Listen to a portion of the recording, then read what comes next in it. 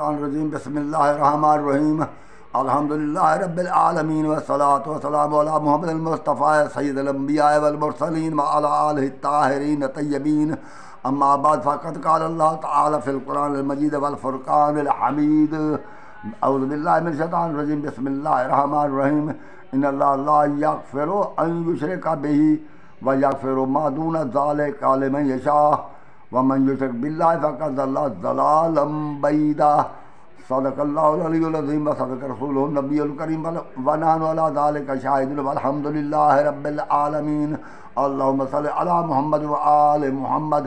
السلام علیکم حضرات ناظرین، آج 11 فروری 2025 ہے۔ میں ابن الخیر سید البخش شاہ تسلیم اپنے چینل تفہیمات الحکمت سے آپ کی خدمت میں حاضر ہوں۔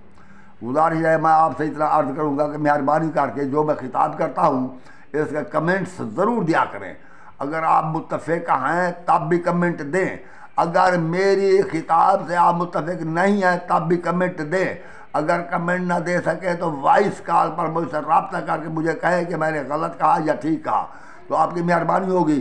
دوسری بات یہ ہے کہ اپنے دوستوں کو اور خاص طور پر جو مولوی ہیں جو ہماری باتوں سے اختلاف کریں ان کی طرف میری تقریر سیٹ کیا کریں، تو آپ کی مہربانی ہوگی، اور لائک بھی کیا کریں، یہ آپ کی مہربانی ہوگی۔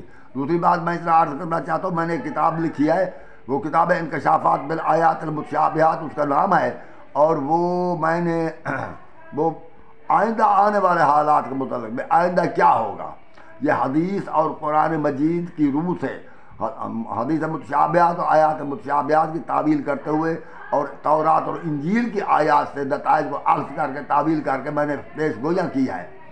کہاں کہاں ایٹمی حملے ہوں گے، کہاں کہاں جنگیں ہوں گی، ان کا نتیجہ کیا ہوگا، دہشت گردی کا کیا انجام ہوگا، اقوام متحدہ امریکہ برطانیہ ان کا کیا انجام ہوگا، نیٹو کا کیا انجام ہوگا، یہ سب خبریں ہیں۔ امام مہدی کب تشریف لا رہے ہیں اور عیسیٰ علیہ السلام کب آ رہے ہیں، کہاں آ رہے ہیں، کیا ہوگا، ان کے تشریف لانے کے بعد کیا ہوگا، اس سے پہلے کیا ہوگا، سب کچھ بیان کیا گیا ہے۔ تو آپ یہ کتاب منگوا کر پڑھیں، آپ کے لیے بہتر ہے۔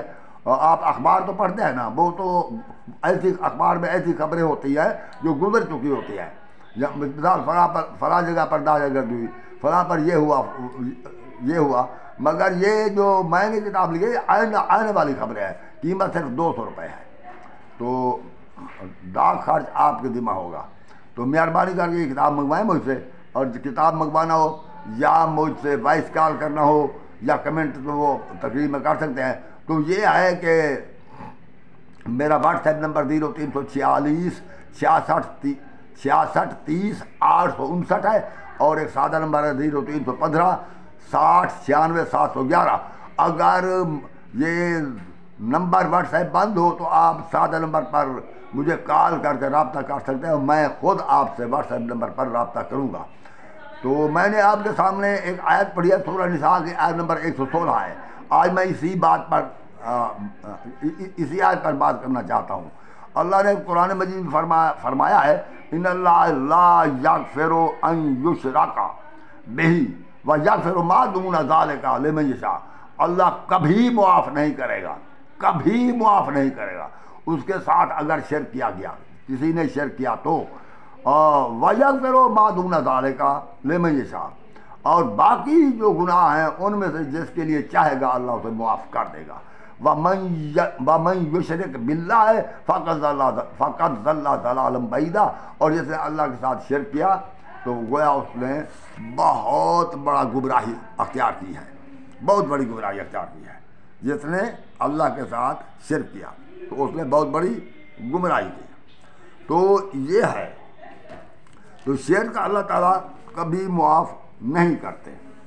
اور بات یہ ہے، یہ تو ہر شخص جانتا ہے کہ شرک نہیں کرنا، شرک جرم ہے۔ مسلمان جتنے ہیں، چاہے وہ کوئی جس مکتب فکر سے تعلق رکھتے ہو، بریلوی ہوں، دیوبندی ہوں، اہل حدیث ہوں، یا وہابی ہوں، یا جو کچھ بھی ہوں، یا شیعہ ہوں، وہ سب کچھ جانتے ہیں کہ شرک نہیں کرنا، مگر وہ یہ نہیں جانتے کہ یہ شرک ہے کہ نہیں ہے۔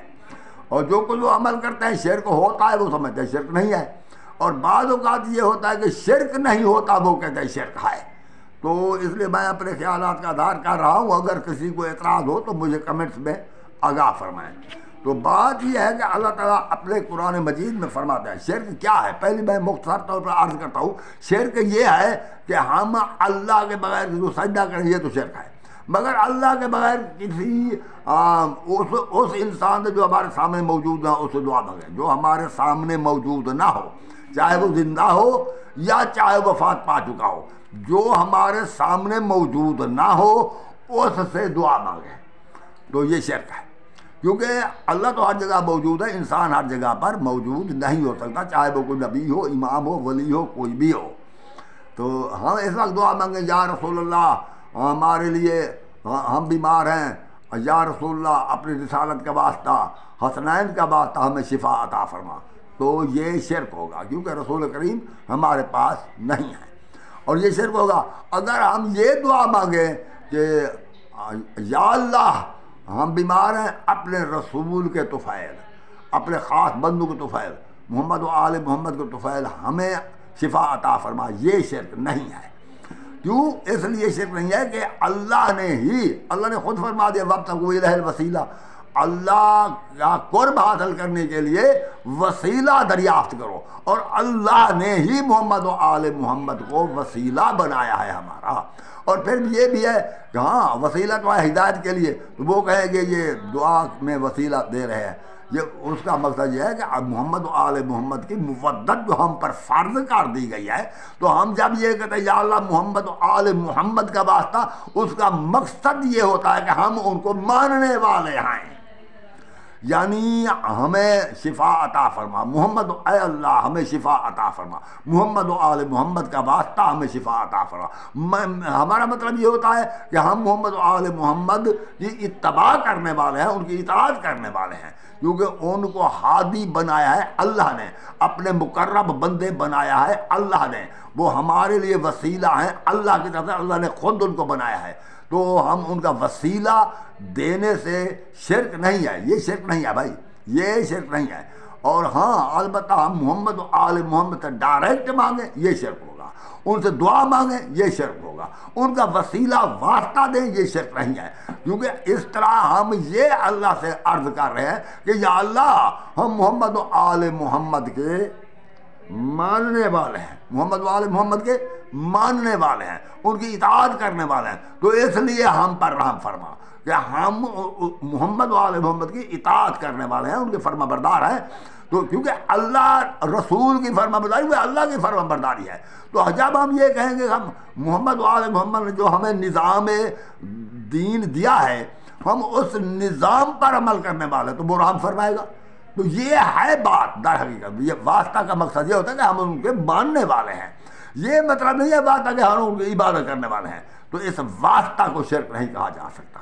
ہاں یہ بھی کہ یا اللہ ہمیں وہ ہمارا فلاں کام ہو جائے, یا اللہ ہم تیرے نام پر حضرت محمد مصطفیٰ کی نیاز علیہ السلام, اللہم صلی علی محمد و آل محمد, حضرت علی علیہ السلام کی نیاز میں اتنی خیرات. نیاز کا کیا مقصد ہوتا ہے؟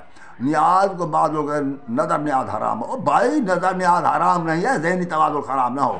بات یہ ہے نیاز کا مقصد یہ ہوتا ہے, میں عرض کرتا ہوں, یہ ہم ایک مثال طور پر کوئی ایک خیرات کرتے ہیں, کچھ روپیہ مساکین میں تقسیم کرتے ہیں. تو کوئی مسکین ہم سے پوچھے یہ کیا ہے, زکوٰۃ ہے؟ ہم کہہ رہے ہیں کہ زکوٰۃ نہیں ہے. اور کیا ہے؟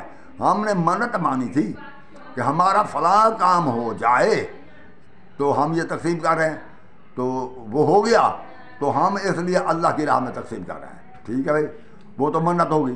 اور اگر کوئی ایسی بات ہو کہ ہم کوئی چیز تقسیم کریں راہ خدا, اور وہ کوئی پوچھے کہ یہ کیوں تقسیم کر رہے ہو, کیا ہے, تو ہم یہ ان سے کہیں کہ بھائی ہم اپنے والد صاحب کی ارواح کے لیے, یعنی یہ ثواب اس کو پہنچانے کے لیے کر رہے ہیں. ثواب ہم کر تو اللہ کے لیے رہے ہیں, اور اللہ سے کہتے ہیں کہ یا اللہ اس خیرات کا ثواب ہمارے والدین تک پہنچا دے, ان کے گناہوں میں تخفیف فرما, معاف فرما, اور ان کی نیکیوں میں اضافہ فرما. تو یہ کیسے مانگ رہے ہیں؟ اللہ سے مانگ رہے ہیں، یا اللہ ہم نے جو یہ خیرات کی ہے، یا اللہ ہم نے جو یہ نیکی کی ہے، یا اللہ ہم نے جو نوافل نماز پڑھی ہے، اللہ اس کا ثواب میرے والد تک پہنچا دے، میری والدہ تک پہنچا دے۔ یہ شرک نہیں ہے، ڈائریکٹ اللہ سے عرض کر رہے ہیں کہ یہ پہنچا دے۔ وہ پہنچا بھی سکتا ہے، پہنچانے کیا یہ نہیں گٹھڑی باندھ کر میرے والد قبر میں وہ چیز پہنچ جائے گی، یہ بات نہیں۔ جب ہم کہیں گے اللہ میرے والد کی نیکیوں میں اندراج کر دے گا کہ یہ اس کی اولاد نے اسے یہ چیز پڑھ کر بخشی ہے، تو میری نیکی کام نہیں ہوگی، میری بھی نیکی ہوگی، مگر اللہ یوں سمجھو کہ ہم زندہ ہیں، ہم سفارش کر رہے ہیں اپنے والد کے لیے، اپنے بھائی کے لیے، اپنی بیوی کے لیے، اپنی والدہ کے لیے، تو یہ سفارش ہوتی ہے کہ ہاں یہ ہم وہ جو خیرات کی اس کا ثواب بخشا۔ اب بات یہ ہے کہ حضرت امام حسین علیہ السلام، غازی عباس علیہ السلام، حضرت رسول کریم صلی اللہ علیہ وسلم، حضرت علی علیہ السلام، حضرت فاطمہ الزہرا صلوات اللہ وسلام علیہا، یہ جو ہستیاں ہیں تو زندہ، اور یہ ایسی ہستیاں ہیں ان کو ضرورت نہیں ہے کہ ہم ان کو نیکیاں بھیجیں، وہ ہماری اور ان کے لیے دعا مانگے، یا اللہ حضرت علی کو بخش دے، حضرت امام صاحب کو بخش دے۔ بھائی یہ ہمارے محتاج نہیں ہیں، وہ تو ہمارے سفارشی ہیں، حشر کے روز ہماری شفاعت کریں گے۔ سوال لا یشفع عندہ الا باذنہ، اللہ کے سامنے کوئی سفارش نہیں کر سکتا مگر اس کی اجازت سے۔ کا مطلب ہے سفارشی ہیں تو صحیح، جن کو وہ اجازت دے گا، ہاں تم کیا چاہتے ہو، اجازت دے گا تو وہ سفارش کریں گے۔ وہ سفارشی محمد و آل محمد سے بڑھ کر اور کون ہو سکتا ہے؟ تو وہ سفارش ہماری کریں گے۔ جب وہ ہمارے شفیع ہیں، ہم ان کے لیے کیا دعا مانگے؟ ہم ان کی دعا تو نہیں مانگتے، ہم تو ان کو یہ ہے جو ہم کہتے ہیں، یہ ہم نے جو یہ کڑھائی پکائی ہے، ہم نے یہ دیگ پکائی ہے، یہ غازی عباس کی نیاز ہے، یا یہ محمد و آل محمد کی نیاز ہے۔ نیاز کا مطلب ہے جیسا والد کے لیے دعا مانگتے اسے بخش دے، اس کی ارواح کہتے ہیں، ارواح۔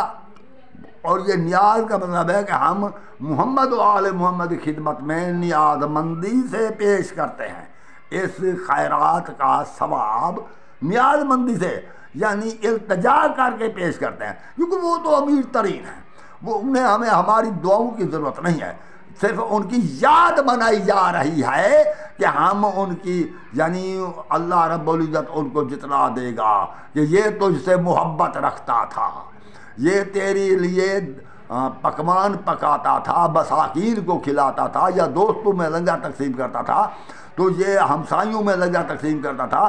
یہ جو ہے ارواح، جو والد کے لیے ارواح کہتے ہیں، یہ رسول کریم حضرت علی کے لیے ارواح کیسے کہیں؟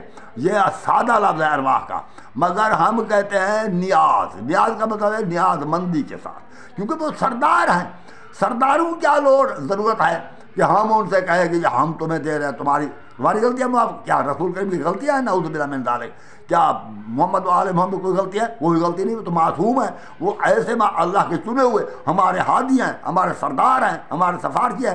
تو نیاز مندی کیا بتا، ہم کیوں نیاز مندی سے پہنچا رہے ہیں؟ وہ بھائی ان کی یاد تازہ کر رہے ہیں، او بھائی محمد و اللہ کو علم ہو جائے کہ محمد و آل محمد سے یہ محبت رکھتے ہیں، یہ شرک نہیں ہے، یہ نظر و نیاز شرک نہیں ہے، ہوتی خیرات اللہ کی طرف سے ہوتا ہے۔ کسی سے پوچھے سبیل چل رہی ہے، کسی سے پوچھے ہاں بھئی یہ کیوں سبیل چلا رہے ہو، وہ کہے گا یہ نظر اللہ، نیاز حسین، پانی پیتے چلے جاؤ، نظر اللہ۔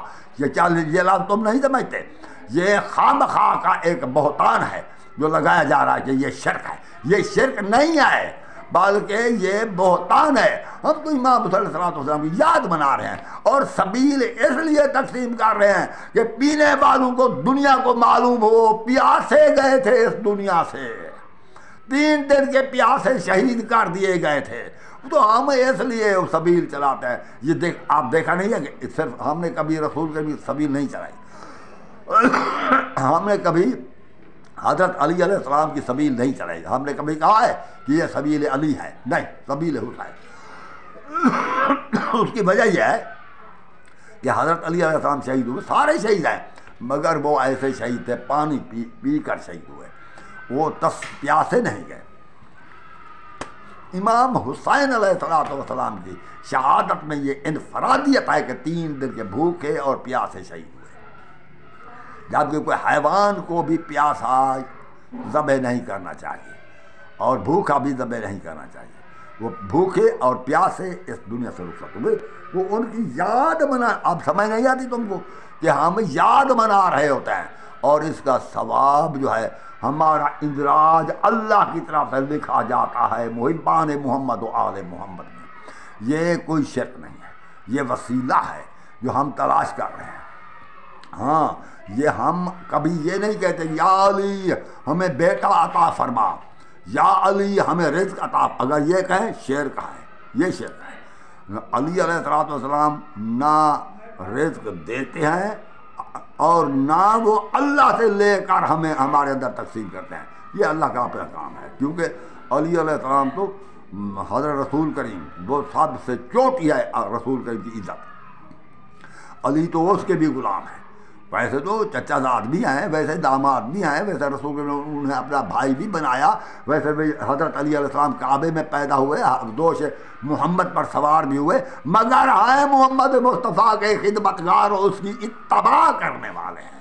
ہم علی سے سب سے زیادہ محبت اس لیے کرتے ہیں تمام صحابہ سے کہ علی علیہ السلام اہل بیت ہیں، پاک و طاہر ہیں، ان کے حق میں آیت تطہیر نازل ہوئی، اور حضرت علی سے محبت اس لیے کرتے ہیں کہ جتنا حضرت علی علیہ السلام رسول کریم کی اطاعت میں اتباع میں تھے اتنا کوئی نہ تھا، تو اس لیے علی سے محبت کر۔ حضرت غازی عباس سے محبت کیوں کرتے ہیں؟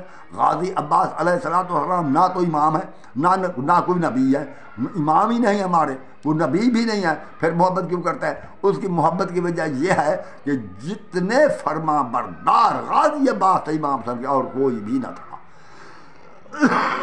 جتنے وفادار غازی عباس ہے، یہ امام حسین جو ہے یہ شاعر اللہ میں سے ہے، اور اللہ نے فرمایا مَن یعظم شعائر اللہ فإنہا من تقوی القلوب، جو اللہ کی نشانیوں کی عظمت سمجھے تو ایسا شخص یہ تو دل کی پاکیزگی ہے، دلوں کی پاکیزگی ہے، یہ شرک نہیں ہے بھائی۔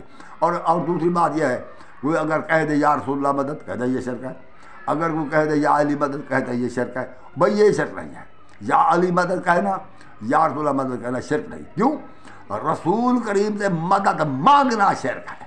ہم یہ کہیں کہ یا رسول اللہ ہم مقروض ہو گئے، ہماری مدد فرما، ہمیں ہمارا قرضہ اتار دے، ہم یہ کہیں یا رسول اللہ ہم افلاس میں، غربت میں، تنگی میں ہمارے لیے رزق فراہ کر، ہماری مدد فرما، تو یہ شرک ہوگا۔ اور ہم یہ کہیں کہ یا رسول اللہ یہ کام مشکل ہے، ہماری مدد فرما، ہو جائے، تو یہ شرک ہوگا۔ اگر کوئی کام نہ، کوئی مدد طلب نہ کرے، ایسے منہ سے کہیں یا علی مدد، یا علی مدد، یا رسول اللہ مدد، یہ شرک نہیں، یہ کیونکہ کام کے لیے کسی کام میں مدد مانگنا رسول خدا سے یا علی مرتضیٰ سے، یہ شرک ہوگا۔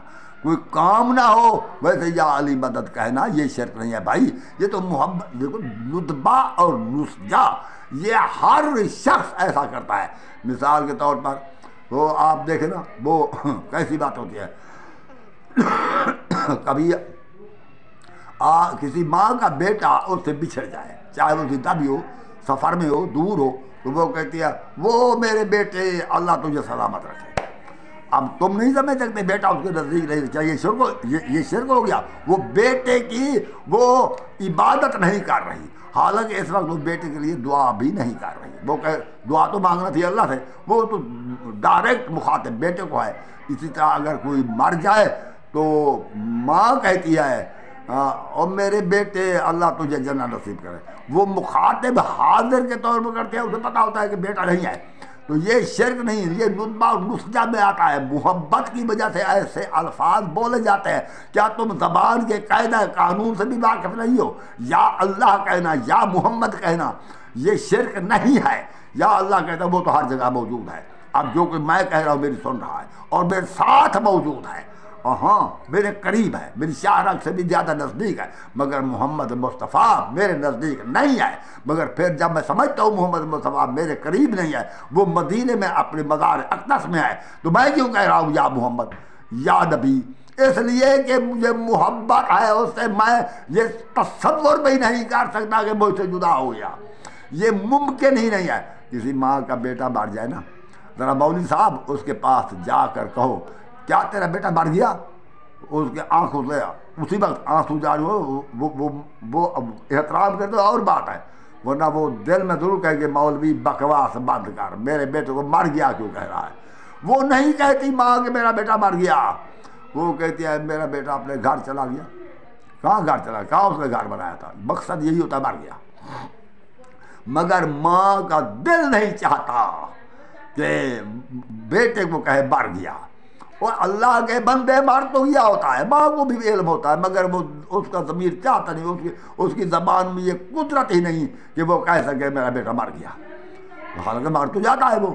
اور بھائی دیکھنا حضور نبی کریم صلی اللہ علیہ وآلہ وسلم اس دنیا سے رخصت ہوئے، ہمیں بھی علم ہے، ہمارے پاس نہیں ہے، مگر یاد رکھے جو اس طرح محمد مصطفیٰ سے محبت کرے گا، اس طرح محبت کرے گا کہ وہاں گویا ہمارے قریب موجود ہے، گویا محمد دیکھو وہ جانتا ہے نہیں ہے، مگر محبت اتنی ہو کہ وہ سوچے اگر میں نے کوئی غلطی کا کام کیا میں رسول کریم کو کیا منہ دکھاؤں گا۔ یہ رسول کی محبت گناہوں سے روکتی ہے، حضرت علی کی محبت گناہوں سے روکتی ہے، نیکی کراتی ہے۔ تو یہ محبت رکھنا، یہ محبت کی روح سے یا علی یا رسول اللہ کہنا، یا علی مدد یا رسول اللہ مدد کہنا، یہ شرط نہیں ہے۔ ایک دیکھو ہم یا علی مدد لوگ کس وقت کہتے ہیں اور کیوں کہتے ہیں، یا رسول اللہ مدد کہیں یا علی مدد کیوں کہتے ہیں؟ اس کی بجائے رسول کریم کو مسلمانوں کا کوئی ایسا گروہ نہیں جس نے انکار کیا ہو کہ وہ رسول خدا نہیں ہے، سب مانتے ہیں، مگر ایک علی ہے جو متنازع ہے۔ کچھ تو اسے اپنا امام و خلیفہ بلا فاصل مانتے ہیں، پہلا امام مانتے ہیں، امام بلا فاصل، خلیفہ بلا فاصل مانتے ہیں، اور کچھ ہے وہ کہتے ہیں کہ یہ تو چوتھا خلیفہ ہے، وہ جو کہتے ہیں کہ یہ عام آدمی ہے۔ تو اس لیے ہم ان لوگوں کو دکھانے کے لیے، سجھانے کے لیے یہ کہتے ہیں کہ یا علی مدد، اور یا علی مدد ایک دوست ہے، وہ بھی آ رہا ہے ادھر سے، ایک دوسرا جا رہا ہے، راستے میں ملاقات ہوتی ہے، وہ کہتا ہے السلام علیکم یا علی مدد۔ اب مجھے بتاؤ علی سے کس چیز کی مدد مانگی ہے؟ کیا انہوں نے کشتی لڑنا تھی؟ کیا انہوں نے تو سلام کیا ہے؟ تو پھر یہ یا علی مدد کیوں کہا؟ یہ تو محبت ہی ساتھ رہا۔ تمہیں معلوم ہے کیا کسی کام میں علی سے مدد مانگنا شرک ہے؟ کسی کام میں رسول سے مدد مانگنا شرک ہے، رسول کریم سے صحت یا رزق کی دعا مانگنا شرک ہے، حضرت علی علیہ السلام نے رزق و صحت کی دعا مانگنا شرک ہے، مگر ایسے یا علی مدد کہہ رہا ہم نے تو کسی کام میں مدد تو نہیں مانگی، وہ تو دوست ملا ہے، اسے کہا کہ السلام علیکم یا علی مدد، دوست کو کہا ہے، یہ شرک کیسا ہو گیا؟ بھائی یہ شرک نہیں ہے، ان مولویوں کو پاگل خانے داخل کرو جو ایسی بات کو شرک کہتے ہیں۔ شرک مدد مانگنا ہے، مدد کہنا شرک نہیں ہے۔ میں ایک عرض کرتا ہوں، یہ جب وہ بعض اوقات یہ بھی کچھ لوگ اب یہ مولوی نے یہ کہہ دیا شرک شرک، تو کچھ لوگ اب یوں کہتے ہیں السلام علیکم علی علی علی علی کر دیتے ہیں، یوں بھی کہہ دیتے ہیں، وہ اس لیے کہتے ہیں کہ یہ چونکہ شرک کے فتوے لگا رہے ہیں، حالانکہ یا علی مدد کہنا بھی کوئی شرک نہیں، یا رسول اللہ مدد کہنا کوئی شرک نہیں ہے۔ اور جب ایک آدمی بیٹھا ہے دوسرا آتا ہے، آنے والے پر فرض ہے سلام کرنا، تو وہ کہتا ہے السلام علیکم ورحمۃ اللہ وبرکاتہ یا علی مدد۔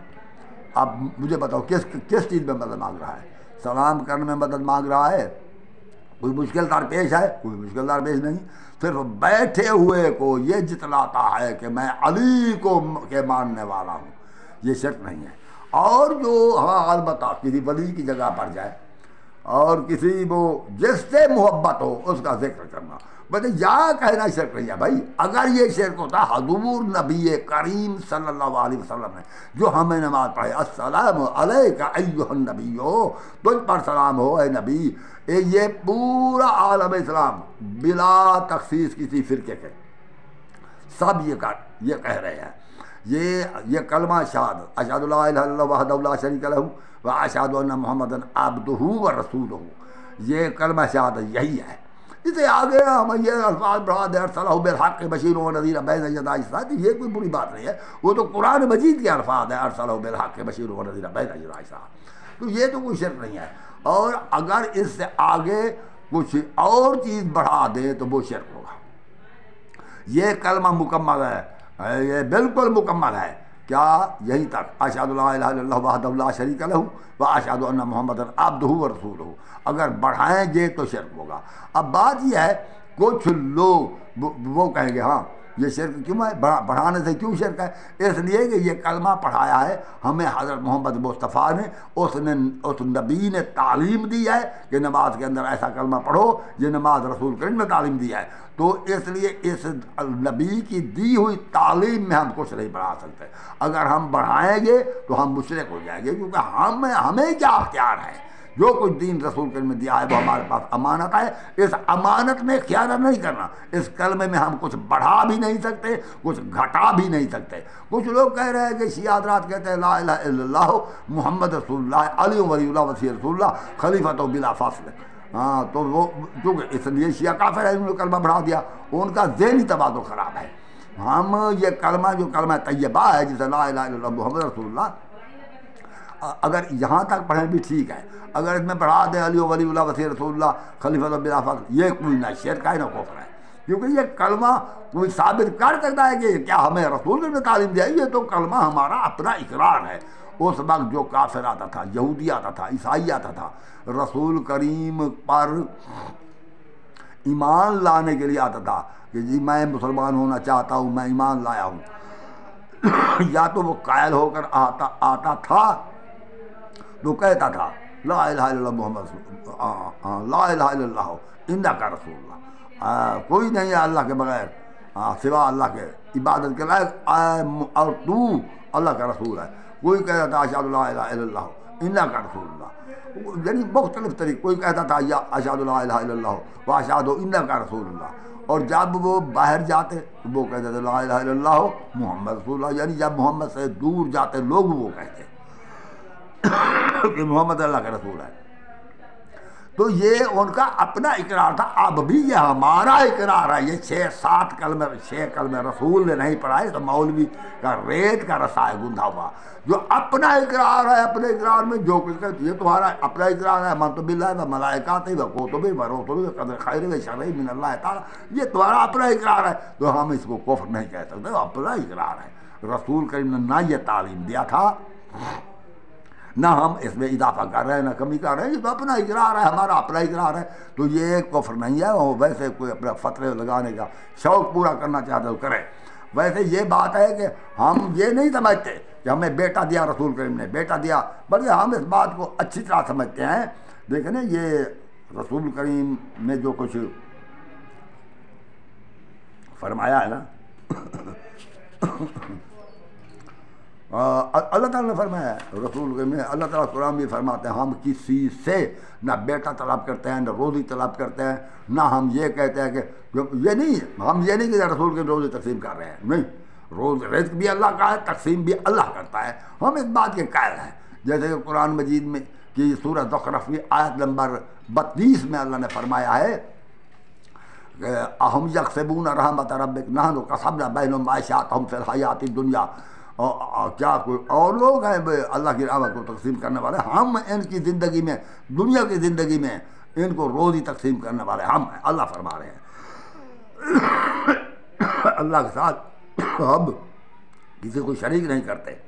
اور یہ ہے بعض لوگ اپنی غلطی سے وہ کہتے ہیں، مثلا بازار پر پہنچا، اے اللہ کا ولی، اللہ کے ہاں ہماری سفارش کر، ہمیں بیٹا عطا کرے، اے اللہ کا ولی فلاں ہمارا کام ہو جائے، تو یہ شرک ہے، ایسا نہیں کہنا چاہیے۔ اللہ نے قرآن مجید میں فرمایا ہے واللہ جعل لکم، واللہ یہ میں جو آیت آپ کے سامنے پڑھ رہا ہوں نا، یہ سورۃ النحل کی آیت نمبر 72 ہے، 72۔ جعل لکم من انفسکم ازواجا وجعل لکم من ازواجکم بنینا، وہ اللہ ہے جس نے وہ اللہ ہے جس نے تمہارے لیے تمہاری ازواج یعنی بیویاں بنائیں اور تمہیں بیویوں سے بیٹے دیے، وحفظتہم ورزقکم من الطیبات، اور تمہیں پوتے دیے، اللہ دیتا ہے یہ پوتے، اور تمہیں پاک و پاکیزہ رزق دیا۔ افبالباطل یؤمنون، کیا تم باطل پر ایمان رکھتے ہو؟ یعنی اللہ نے بیویاں دی ہے، اللہ نے بیوی سے بیٹے دیے ہیں، اللہ نے بیٹوں سے پوتے دیے ہیں، اللہ نے پاک و پاکیزہ رزق دیا ہے۔ یہ جو مطلب ہے کہ یہ اللہ تعالیٰ جو کوئی فرما رہے ہیں یہ دیا ہے، اور پاک و پاکیزہ رزق، تو پھر باطل پر ایمان نہیں رکھنا چاہیے۔ اور اگر ہم یہ کہیں ہمیں رسول کریم نے رزق دیا، رسول کریم نے ہمیں یہ بیوی دے دی، رسول کریم نے ہمیں بیٹا عطا فرما دیا، یہ شرک ہوگا، یہ شرک ہے، یہ شرک ہوگا۔ یہ سب کچھ اللہ ہی دیتا ہے، دعا بھی اللہ سے مانگنا چاہیے ان سب چیزوں کے، تو وہی دینے والا ہے۔ وَبِنِعْمَتِ اللَّهِ وَهُمْ يَكْفُرُونَ، کیا اللہ کی نعمت سے وہ انکار کرتے ہیں؟ تو یہ آیت یعنی کہ جو آیت میں نے پڑھی ہے یہ سورہ نحل کی آیت نمبر 72، اور یہ بھی یاد رکھیں، اور بعض لوگ کہتے ہیں کہ جی یہ تو ہمارے سفارشی، ہو سکتا ہے یہ ہمارے سفارشی ہیں، سفارشی ہیں، آخرت کو یہ محمد و آل محمد سفارش کریں گے، مگر اس وقت صرف ہم ڈائریکٹ واسطہ دے سکتے ہیں محمد و آل محمد کا۔ محمد و آل محمد سے یہ نہیں کہہ سکتے ہماری سفارش کرو، ورنہ یہ بھی بہت پرستی ہو گئی جی، کیونکہ بہت ٹھیک ہے، زندہ ہے، مگر ہم سے ہمارا رابطہ نہیں ہے، ہمارا ان سے، ان کا ہم سے رابطہ نہیں ہے۔ تو اس طرح وہ اللہ فرماتے ہیں، میں آیت پڑھ رہا ہوں آپ کی سورت جو ہے نا وہ یونس کی، میں یہ سورہ یونس کی آیت نمبر 18 آپ کے سامنے پڑھ رہا ہوں، تو اس میں 11 سے 12 کھول لیں، تو یہ سورۃ یونس کی آیت نمبر جو ہے 18 ہے۔ اللہ فرماتے ہیں وَيَعْبُدُونَ مِن دُونِ اللَّهِ مَا لَا يَضُرُّهُمْ وَلَا يَنفَعُهُمْ، کیا یہ اللہ کے بغیر اوروں کی عبادت کرتے ہیں جو انہیں نہ کوئی ان کو نقصان پہنچا سکتے ہیں نہ کوئی فائدہ پہنچا سکتے ہیں؟ ہاں، محمد و آل محمد کی اگر عزت و عظمت کا خیال نہ کیا تو اللہ ہی نقصان پہنچائے گا۔ میں یہ کہتا ہوں اللہ اور رسول سے، محمد مصطفیٰ اور آل محمد سے مانگنا نہیں چاہیے، اللہ کو ان کا واسطہ دینا چاہیے۔ اللہ کے بہت بارگزیدہ بندے ہیں، ان کی ہم عبادت نہیں کرتے، مگر یہ جو ہمیں جو آئین دیا، دین دیا، یہ ہمارا انہوں نے بہت بڑا فائدہ کیا ہے، اور جو ہمیں ہدایت کی اور قرآن مجید دیا، ان پر ہم نے عمل کرنا ہے۔ ویسے اب ہمارا نفع نقصان، موت، رزق، زندگی، یہ سب کچھ اللہ کے ہاتھ میں ہے۔ وَيَعْبُدُونَ مِن دُونِ اللَّهِ مَا لَا يَضُرُّهُمْ وَلَا يَنفَعُهُمْ، یہ لوگ اوروں کی عبادت کرتے ہیں، اللہ کو چھوڑ کر دوسروں کی عبادت کرتے ہیں جو ان کا نہ نقصان کر سکتے ہیں نہ ان کو فائدہ پہنچا سکتے ہیں۔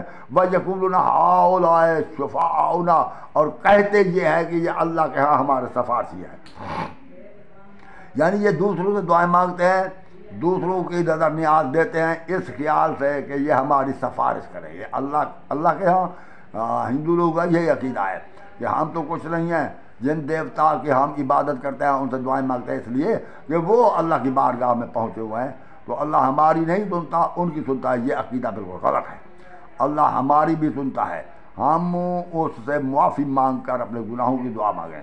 هَؤُلَاءِ شُفَعَاؤُنَا عِندَ اللَّهِ، کہ اللہ کے نزدیک ہماری یہ سفارش کرنے والے ہیں، سفارشی ہیں۔